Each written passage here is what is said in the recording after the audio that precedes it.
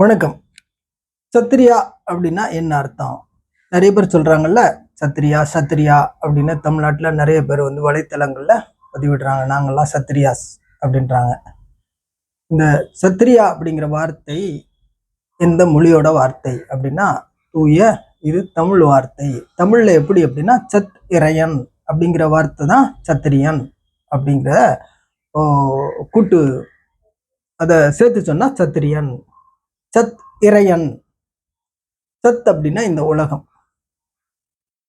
இந்த உலகத்தின் இறைவன் யார் அப்படின்னா சத்திரையன், சத் இறையன், சத்திரியன். சத்திரியன்னு சொல்லலாம், சத் இறையன்னு சொல்லலாம்.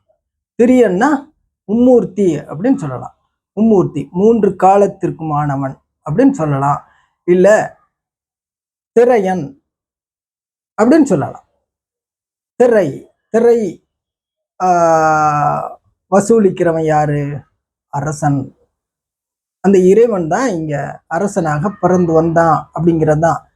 அரசனையும் நாம இறைன்னு சொல்றோம். ஏன் இறைன்னு சொல்றோம் அப்படின்னா, அந்த அரசருக்கு மூலமானவன் யார் அப்படின்னா, முன்மாதிரியானவன் யார் அப்படின்னா வேந்தன். வேந்தன்னா வேதாந்தன். சிவன் தான் அந்த அரசர்களுக்கு முன்மாதிரியானவன். அப்ப எல்லா அரசர்களுமே நாங்க இறைவனே சொல்லி கொண்டார்கள். அதுதான் தமிழர் ஆன்மீகம்.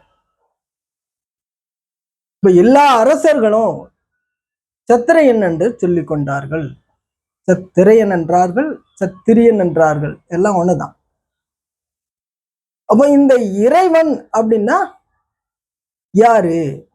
மூல இறைவன் யார் அப்படின்னா இந்த பறை குடும்பமான சூரிய குடும்பம். சூரிய குடும்பம்னு சொல்றோம். அது பறை குடும்பம். பறைனா கோலம், வட்டம், இதை குறிக்கக்கூடிய சொல்லு. நம்ம துல்லியமாக ஒரு வட்டத்தை பார்க்கணும். எதை பார்க்கிறோம் அப்படின்னா சூரியனை பார்க்கிறோம். அந்த சூரியன் தான் இந்த சூரிய குடும்பத்தின் மூலவன்.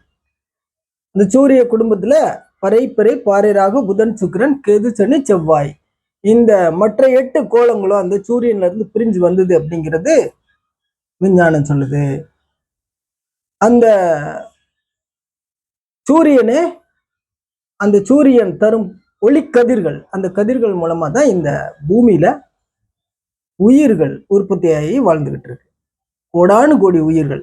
அந்த உயிர்கள்ல மேன்மையான ஒரு உயிர் தான் இந்த மானிட பிறவி. இந்த மனிதர்கள்ல இன்னைக்கு நிறைய பேர் நாங்க சத்திரிய, நாங்க வேற, நீங்க வேற நிறைய பேசுறாங்கல்ல. பல்வேறு கூட்டங்கள், பல்வேறு இனக்குழுக்கள் உருவாயிடுச்சு, பல்வேறு மொழி உருவாயிடுச்சு. இப்ப இதுல நாம புரிந்து கொள்ளணும், சத்திரியன்கிற வார்த்தை எதை குறிக்குது? அது இறைவனை குறிக்கக்கூடிய வார்த்தை. இந்த இறைவன் இங்க உள்ள அரசர்களுக்கெல்லாம் மூலவன். அரசன் எல்லாருமே அந்த இறைவனாகவே கருதப்பட்டவர்கள். அவ்வளவுதான்.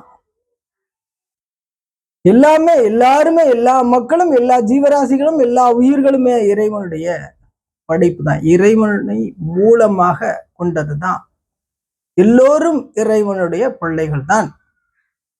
அப்ப இறைவன் அப்படின்னா அவன் ஒருவனே. அவன் தான் சூரியன்.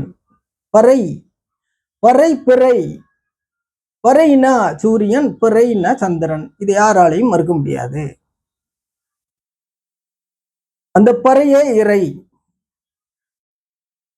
அந்த பறையினுடைய அவதாரமாக பூமியிலே புத்திரனாக அவதரித்தவன் தான் நான்முகன், திருமாலன். முருகன் எப்படி சொன்னாலும் ஒரு கடவுளைத்தான் குறிக்கும், ஒரு இறைவனைத்தான் குறிக்கும். அந்த நான்முகன் திருமால், 4 திசை மக்களால் வணங்கப்படக்கூடிய ஒரு இறைவனானவன் திருமாலன். அந்த திருமாலனுக்கு தகப்பனானவன் சூரியன், பறையன். இதை எல்லாரும் புரிந்து கொள்ள வேண்டும். அப்ப சத்திரியன் யாரு அப்படின்னா பறையன் தான் சத்திரியன். பறையன்னா சூரியன் அப்படின்னு அர்த்தம். இதுல யாருக்கும் மாற்று கருத்து இருந்துச்சுன்னா இந்த காணொலியை பார்த்துட்டு இதுல கமெண்ட் இடுங்க. நன்றி, வணக்கம்.